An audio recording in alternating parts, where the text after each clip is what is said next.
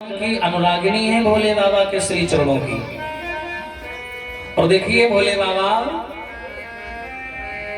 मैया सती के वियोग में व्याकुल तो हुए, किंतु राम के चरणों के सानिध्य को नहीं छोड़ा।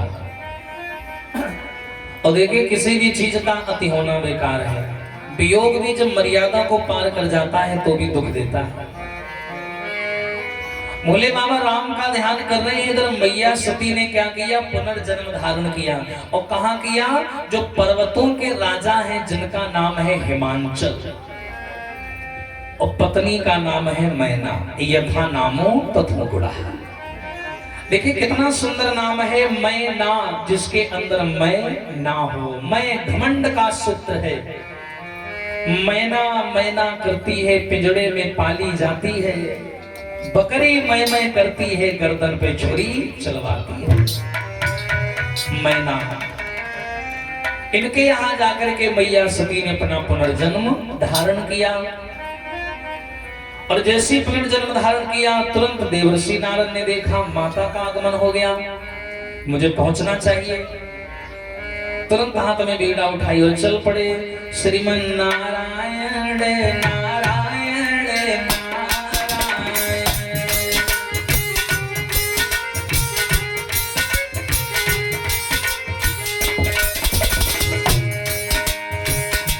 श्रीमन नारायण नारायण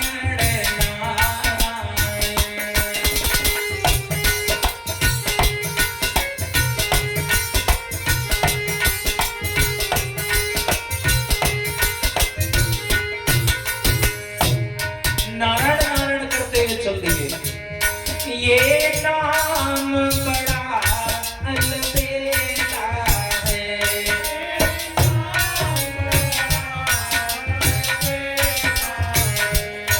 लगता नहीं पैसा धेला है।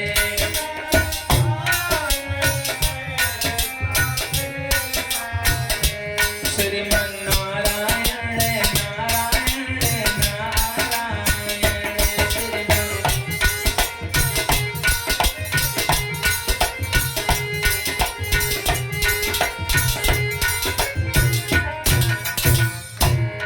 नारायण नारायण करते हुए पर्वतों के राजा हिमांचल के घर पधारे।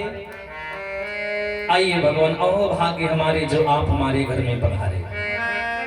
एक देखिए वो है जो मेहमान कोई भी आ जाए बड़े प्रसन्न हो जाते हैं, अतिथि कोई भी आ जाए प्रसन्न हो जाते हैं। और अतिथि के आने का कोई बहाना नहीं होता है, किसी न किसी बहाने से अतिथि आ जाता है।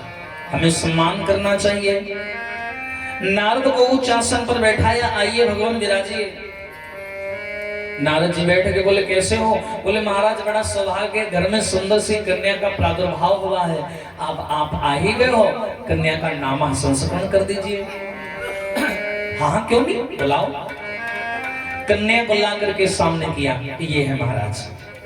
देवर्षि नारद ने बड़ी गौर से बड़ी ध्यान से देखा, ध्यान से देखा, एकदम से मुस्कुराए, बोले अरे हिमांचल पगले, तेरा तेरा भाग्य खुल गया, तेरी किस्मत खुल गई। क्यों? नारद बोले गिरिराज भक्त, ये कन्या नहीं भवानी है। त्रैलोक के पूज्यवर पाएगी, भोले बाबा की निशानी है। अरे भाग्य खुल गया तुम्हारा, साक्षात भवानी ने तुम्हारे घर में आके उतार लिया। अच्छा कभी देखा होगा गांव घर में कोई अगर कन्या अपना हाथ दिखा रही हो, नहीं पंडित आ जाते हैं हाथ देखने वाले। अगर पीछे माँ खड़ी है तो माँ इतना धीरे से जरूर पूछेगी क्यों पंडित जी, देखना बिटिया के हाथ में विवाह का कोई ठीक ठाक है कुछ नहीं, शादी विवाह के बारे में कुछ देख लो, अगर ठीक ठाक लड़का हो। ऐसा पूछेंगे तो माँ मैना वहीं खड़ी है। मैया मैना आई, बोली बाबा जी अब इतना सब बता ही दिया है, इनका नाम क्या होगा? बोले इनका नाम है गिरिजा। गिरिमा में पर्वत होता है, इनके पिता पर्वतों के राजा हैं, तो आज से इनका नाम हो गया गिरिजा। तो ये भवानी का अवतार है। हाँ अच्छा, तो फिर इनका नसीब भी बड़ा उच्च होगा, सुंदर होगा। हाँ बिल्कुल। तो इतना बताओ इनका विवाह कहाँ होगा, धीरे से बताओ। नजर बहुत जल्दी लग जाती है। बोले बाबा, बोले नजर वाला कोई बात ही नहीं है। बोले क्या? बोले इनका विवाह जहां होगा वो मैं नहीं बताऊंगा। बोले क्यों? बोले मैं जानता हूं तुम सांसारिक नारी हो, नाम सुनोगी दुखी हो जाओगी। बोले ऐसा क्यों है? बोले सुनो मैं बता रहा हूं। त्रैलोक्य पूज्य वर पाएगी, त्रैलोक्य पूज्य कहलाएगी, अवधूत जटिल फक्कड़ मैया भोला संग ब्याही जाएगी। अवधूत जटिल और फक्कड़ भोले बाबा के साथ शादी होगी। भोले बाबा? कौन भोले बाबा? कोई सरकारी नौकरी है क्या? सरकारी नौकरी है? ऐसा कुछ नहीं है। क्यों? अरे वो पर्वतों पे रहते हैं, कैलाशपति, भूतों के राजा भोले बाबा, जो नंदी पर बैठ करके विचरण करते हैं, डमरू बजाते हैं। मैना मैया बोली हाँ वो गौरी। बोले हाँ हाँ सही पकड़े, वही है गौरी। नहीं कुछ गड़बड़ है। ऐसे मैया मैना ने बिटिया का हाथ पकड़ा और ऐसे साफ करने लगी। दोबारा देखो कुछ गड़बड़ हो गए। हाँ दोबारा देखो। नारद बोले मैंने एक बार देख लिया, कोई गड़बड़ी नहीं है, बिल्कुल सत्य है। और जानती हूँ मैंने बोला ना कि भवानी का अवतार है, और हर जन्म में ये भोले बाबा को त्याग देती हैं, पुनः दूसरा जन्म लेती हैं और फिर भोले बाबा से ही विवाह करती हैं। इनकी एक जिद रहती है, जन्म जन्म यह रगर हमारी, और बरों संभ न कर रहा कुमारी। विवाह उनसे ही करती हैं। इसलिए हमारी बात मानो, जब ये 14-15 वर्ष की हो जाएं तो इनको तपस्या करने जंगल भेज देना, और इनको ज्यादा परेशान ना करना। मैंने पहले बोला ना भवानी है, और बन गई कहूँ धीरा भवानी। तो सोच लेता तुम। मैं ना भैया डर गई, बोली ये भगवान ये क्या? अब नारद जी इतना कह के जाने लगे तो एकदम से मैया मैना बोली तो क्या इनके भाग्य का लिखा मेटा नहीं जा सकता? बोले क्यों नहीं मेटा जा सकता? बोले हम तुम्हें बता रहे हैं, जो तप करे कुमारी तुम्हारी,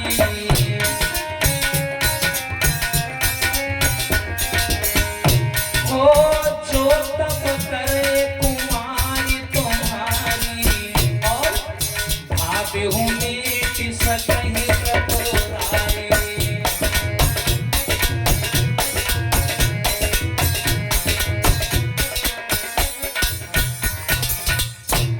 अगर आपकी बिटिया तपस्या करे, जो तप करे कुमारी तुम्हारी, भावी उमेट सकई त्रिपुरारी। इस संसार में कोई भी ऐसी शक्ति नहीं है जो विधाता का लिखा हुआ मेट दे, और ये शक्ति सिर्फ भोले बाबा के पास है कि वो भाग्य का लिखा हुआ भी मेट सकते हैं। हाँ, और भोले बाबा जी की खासियत और है, दुनिया के जितने भी देवता हैं सबको श्राप लगता है, लेकिन भोले बाबा को श्राप नहीं लगता।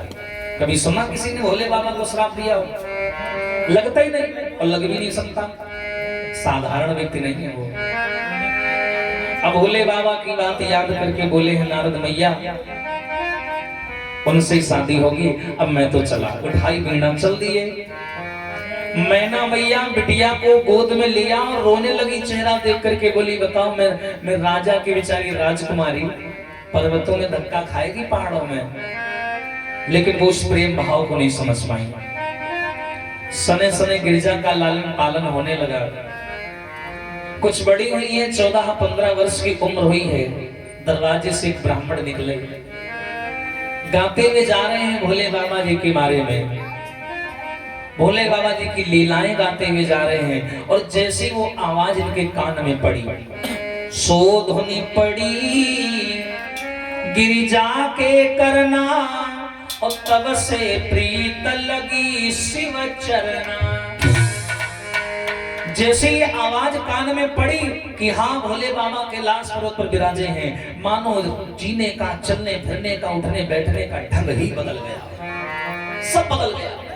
उसी दिन से भोले बाबा के नाम की माला जपने लगी।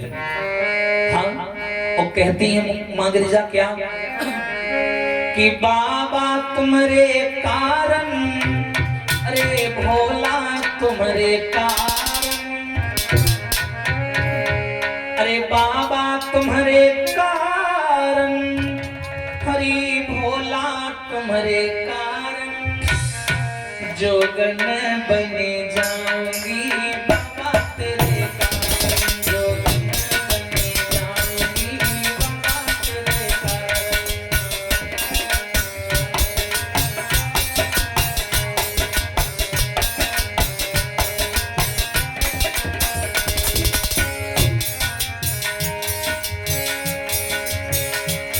हरि बाबा तेरे कारण, हरि भोला तेरे कारण,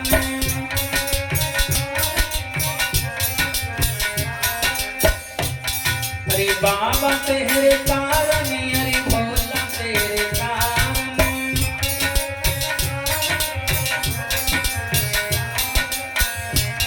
जोगन बनी जाऊंगी बाबा तेरे कारण, जोगन बनी जाऊंगी।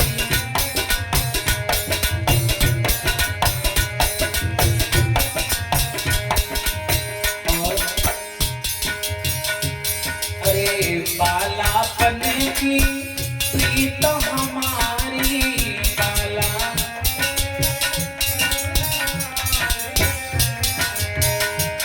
अरे बालापन की प्रीत हमारी बाला।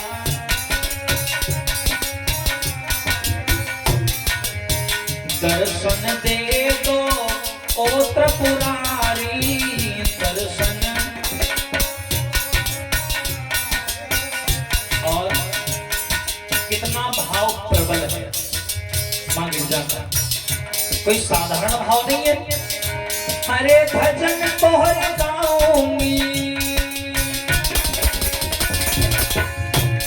हरे भजन तोहरे गाऊंगी बनकर पूजा, जोगन बनी जाऊंगी बाबा तेरे कारण,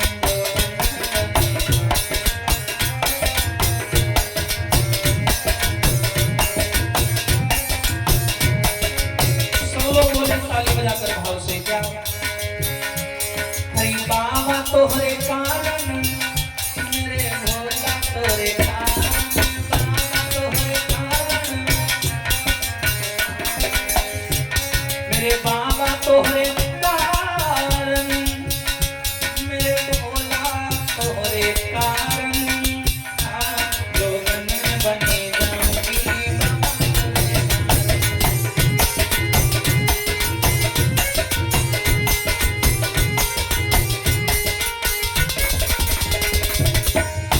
हरे बाबा तोहरे कारण, हरे बाबा तोहरे कारण।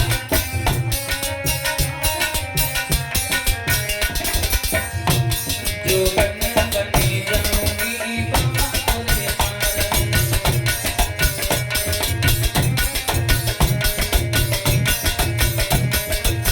बाबा तोहरे कारण। ऐसे नाम की माला जपने लगी, कहीं भी आंगन में बैठ जाती हैं, बस ओम नमः शिवाय ओम नमः शिवाय मंत्र जपा करती हैं। एक दिन मैया मैना की नजर पड़ गई। माँ ने देखा, वो नारद की बात याद आ गई कि जब ये कुछ अजीब करने लगे भोले बाबा के प्रति, तो इनको तुरंत तपस्या करने वन भेज देना। मैया पास में आई, कहा बेटा तुम भोले बाबा से विवाह करोगी? हाँ मैया। पर बेटा एक बात बताएं, क्या? कुछ नहीं है उसके पास, एक सांसारिक बात बता रहे हैं, कैसे वहां जीवन बिताओगी, क्या तुम्हें खिलाएंगे, क्या पिलाएंगे? वो तो स्वयं पर्वतों में रहते हैं। और दूसरी बात, वो किस वंश के हैं, किस परंपरा के हैं, किस कुल गोत्र के हैं, कुछ तो जानकारी भी नहीं है, और कुछ उनका आता पता भी नहीं है। कहाँ जाओगी? मैया सती ने, गिरिजा ने उत्तर दिया, माँ यहाँ प्रेम पंथ जुड़ा हुआ है। हाँ, जो प्रेम पंथ जहां जुड़ जाता है ना माँ, जो प्रेम गली में आया नहीं, वो प्रियतम का ठिकाना क्या जाने। प्रेम गली में, जो प्रेम गली में आया नहीं, प्रियतम का ठिकाना क्या जाने।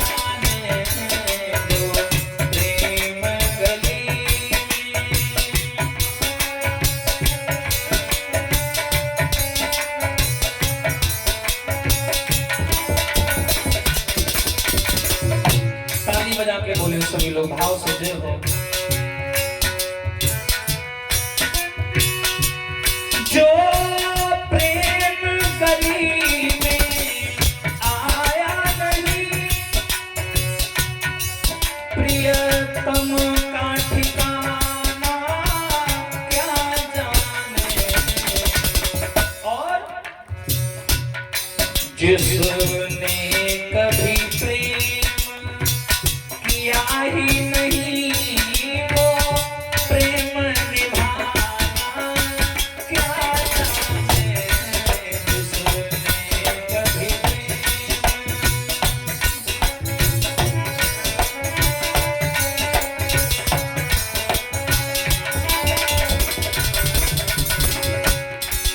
जो प्रेम गली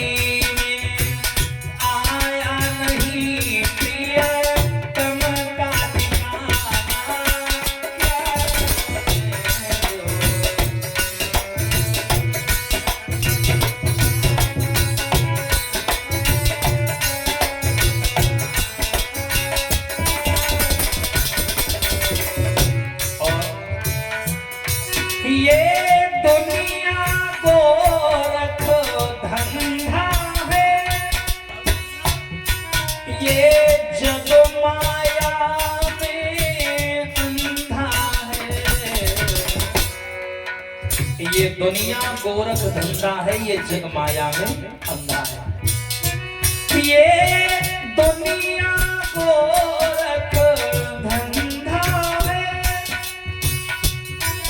ये जग माया में अंधा है, और जिसने कभी प्रभु को देखा नहीं, जिसने कभी प्रभु को देखा नहीं, वो रूप बताना क्या जाने, जिसने कभी प्रभु को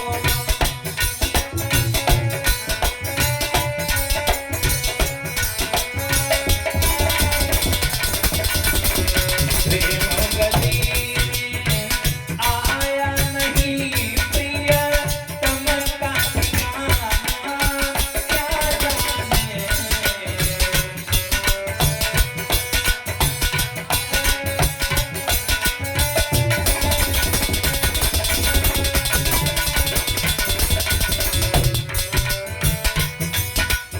और क्या कहते हैं गिरजा माँ, जिस दिल में ना पैदा दर्द हुआ, वो जाने पीर पराई क्या।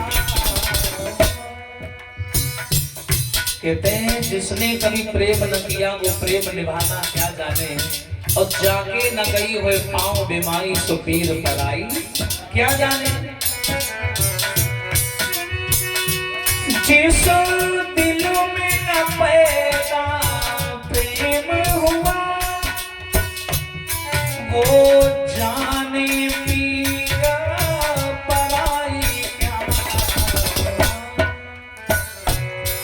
मेरा है दीवानी मोहन की, मेरा है दीवानी मोहन की, संसार दीवाना क्या जाने, मेरा है दीवानी।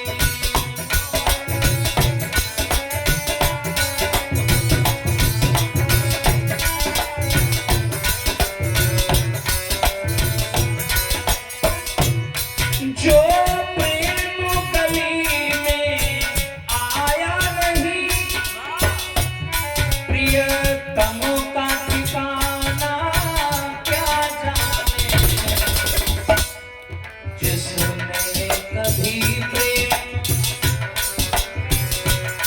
जिसने कभी प्रेम किया ही नहीं, वो प्रेम निभाना क्या जाने, जिसने